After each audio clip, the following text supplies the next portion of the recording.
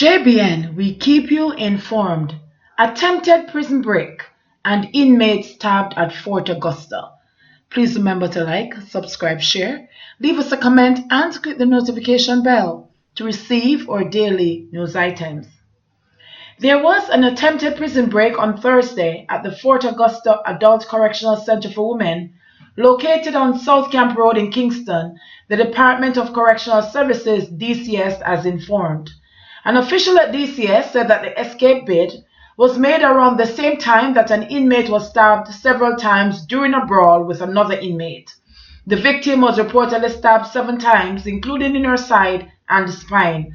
One of her lungs is said to have collapsed. The wounded woman is currently being treated at the hospital. The DCS officials also informed that following the melee, wardens at the correctional facility found cellular phones in one of the cells. The items were confiscated. Police constable charged with lottery scamming.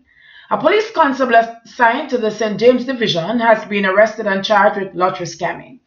Constable Darrell Williams was also charged under the Firearms Act and the Customs Act with causing the transportation of more than $10,000 into Jamaica. He was charged after a ruling by the Director of Public Prosecutions.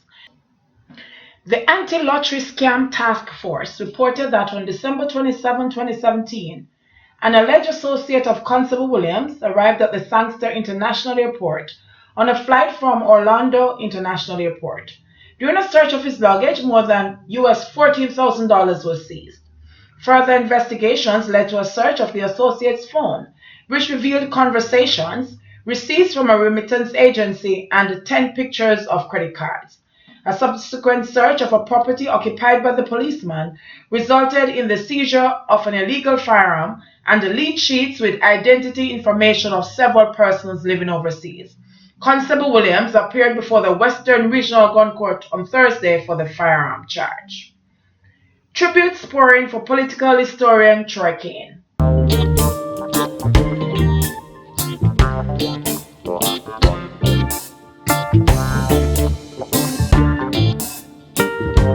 Tributes have been pouring in on social media for veteran political historian Troy Caine, who died yesterday at the age of 71. Caine, who was born in St. Elizabeth, passed away after ailing for some time. The 71-year-old newspaper columnist and radio political commentator was conferred with an Order of Distinction for his contribution to journalism in the field of culture, political history, and Jamaican literature. Tributes were poured on Twitter in recognition of Caine. Press Secretary in the Office of the Prime Minister, Naomi Francis, said, "My heartfelt condolences to the family of Troy Caine. Troy was such a walking encyclopedia, always willing to share his knowledge and so humble in his ways. I'm truly saddened to hear he's gone. R.I.P. Troy Caine." Mayor of Kingston, Delaware Williams said, "Respected by all, loved by many, and a teacher and reference for some of the best. R.I.P. to Troy Caine and condolences to the bereaved family." National Library Service of Jamaica. The Board of Management and Staff of the LJ acknowledged the passing of political historian and analyst Troy Caine OD. He made valuable contributions as a board member of the NLJ. He was known as an authority in Jamaican political affairs and general history. Member of Parliament for West Rural St. Andrew, Juliet Cuthbert Flynn said, "I am saddened to hear of the death of political historian Troy Caine. My deepest condolences to his family. Mr. Caine gave me a proper history lesson on West Rural once I was named the candidate, and I'll be forever grateful. May you rest in peace." Man killed in Hanover. With just 12 days already gone in the year 2019, the parish of Hanover has recorded yet another murder, making it 3 killings since the start of the year.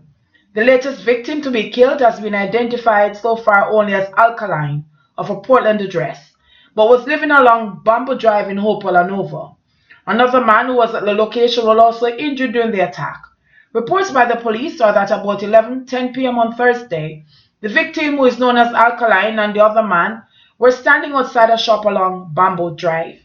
Minutes later, 2 men traveling on a motorcycle rode up to them and brandished handguns. The men opened fire, hitting Alkaline multiple times to his upper body, while the men then made their escape on the motorcycle.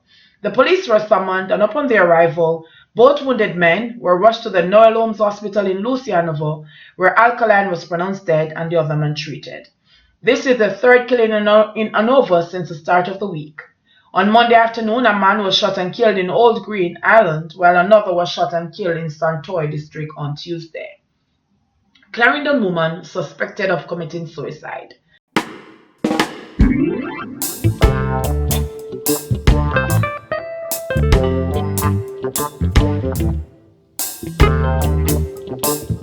A Clarendon resident, 29-year-old Nordia Marklund of Shannon Lloyd Crescent, was found dead at her home early this morning from an apparent suicide. Reports are that about 4 a.m., Marklund was found hanging from a beam on the outside of her house. The police were summoned and the body removed to the morgue. No marks of violence were observed, the police say. Port Antonio being overrun by rats. The resort town of Port Antonio, Portland, is being overrun by rats, which now poses a serious health risk to commercial businesses and residents who are already being plagued by a dengue outbreak. The rodent population, which has steadily increased in the foreshore area, especially in the vicinity of the bus park, has triggered a response from local health authority, which has issued a warning to residents to desist from disposing of or dumping garbage in the area. Chief Medical Officer of Health for Portland, Dr. Sharon Lewis, said that the rat infestation in the area is cause for concern and needs to be addressed immediately. Lewis, who presented a report at the monthly sitting of the Portland Municipal Corporation on Thursday, said that the rodent population in the town was steadily increasing. Based on reports, rats and roaches are also visible throughout the day near the bus park and the surrounding areas. The vector control team has reported an increase in the rodent population in Port Antonio based on the observation as they go out to do their work as it relates to uncovering mosquito breeding sites, Lewis said. We are appealing to the Municipal Corporation and the National Solid Waste Management Authority for support. There needs to be implementation of a rodent control program within our townships so as to prevent an outbreak of leptospirosis.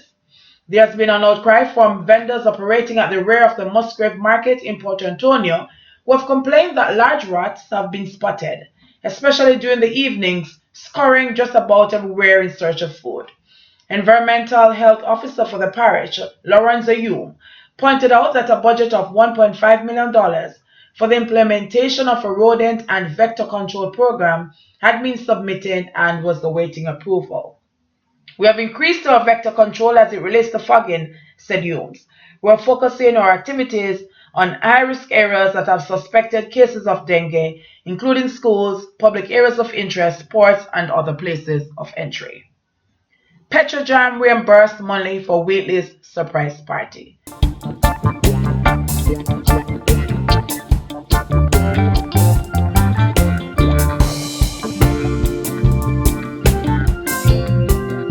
Petrojam has confirmed that it has been reimbursed just over $1 million it spent on a surprise party for former Energy Minister Dr. Andrew Wheatley. In a statement yesterday, Petrojam said on December 31, it received a check for $1.3 million. It was accompanied by a cover letter from an Elizabeth Moyson indicating that the reimbursement was for the surprise party.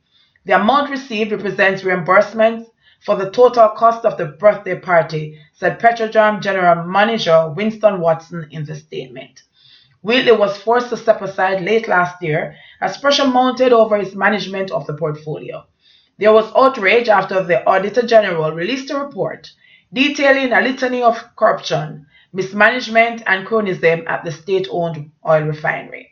The criticisms intensified after it was reported that the four-tier topsy-turvy cake cost US $1,000. Wheatley had said he was raising funds from friends to repay the money. 12-year-old boy in St. Thomas dies after being hit by minibus. 12-year-old Rajorny Taylor of Friendship Pen in St. Thomas died from injuries he sustained when he was hit by a bus on the Springfield Main Road in the parish on Friday, January 11. Reports from the Morant Bay Police are that a Toyota Hiace motorbus was traveling towards Morant Bay at about 9:15 p.m. when the vehicle hit Rajorny, who was standing on the side of the road. Rajorny was pronounced dead at the hospital.